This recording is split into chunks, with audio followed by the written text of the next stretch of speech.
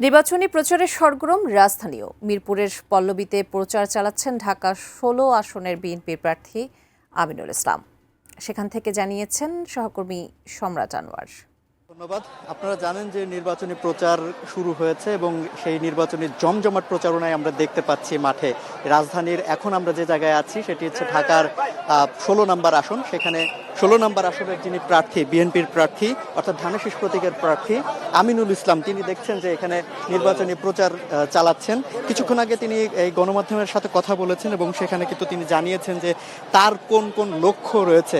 আপনারা জানেন যে এই যে আসনটি, সেই আসনটি কিন্তু ৪টি ওয়ার্ড, উত্তর সিটি কর্পোরেশনের ২, ৩, ৫ এবং ৬ নম্বর ওয়ার্ড নিয়ে এই আসনটি গঠিত এবং এই আসনে ভোটারও রয়েছে যথেষ্ট পরিমাণে। প্রায় ৪ লাখ ভোটার এখানে রয়েছেন এবং এই বিশাল জনগোষ্ঠী, তাদের কাছে যে কোনো প্রয়োজনে তারা গণমানুষের কাছে গিয়েছেন এবং তখন থেকে আসলে নির্বাচনী যে প্রচার, নির্বাচনের আসার যে ব্যবস্থাপনা তিনি করেছেন। এবং আজকেও কিছুক্ষণ আগে এখানে কথা বলেছেন গণমাধ্যমের সাথে। তিনি কিন্তু বারবার বলেছেন যে সামনে কাজ করার অনেক জায়গা আছে, তবে উনি সব বিষয়ে যে কাজ করবেন বিষয়টা এমন না, তবে গুরুত্ব দিচ্ছেন প্রথম দিকে যে কাজগুলোতে, সেটি হচ্ছে যে এখানকার যে নিরাপত্তা, মানুষজনের যে যাতে সামগ্রিকভাবে এখানে স্বাভাবিকভাবে চলাচল করতে পারে এবং শিক্ষার বিষয়ে, একই সাথে নারী শিক্ষার বিষয়টি তিনি জানছেন এবং কর্মসংস্থান করার যে ব্যাপারটা সেটির বিষয়ে তিনি গুরুত্ব দিয়েছেন বেশি। তো এখন দেখা যাক, এটা তো ভোটের বিষয় এবং আমরা প্রার্থী যারা এখানে দেখছেন যে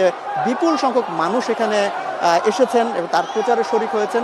এখানকার যারা সাধারণ ভোটার, তাদের সঙ্গেও আমরা কথা বলেছি এবং তারা যেটি জানিয়েছেন যে তারা আসলে কোনো শুধুমাত্র এরকম যে মানুষজনকে তারা যে শুরুর দিকে যে প্রস্তাবগুলো দেবেন কিংবা তাদের যে প্রস্তাবনা থাকে সেই বিষয়টি খালি শুনবেন না, তারা চান যে প্রতিশ্রুতিগুলো দেবেন সেই প্রতিশ্রুতি যাতে বাস্তবায়ন হোক।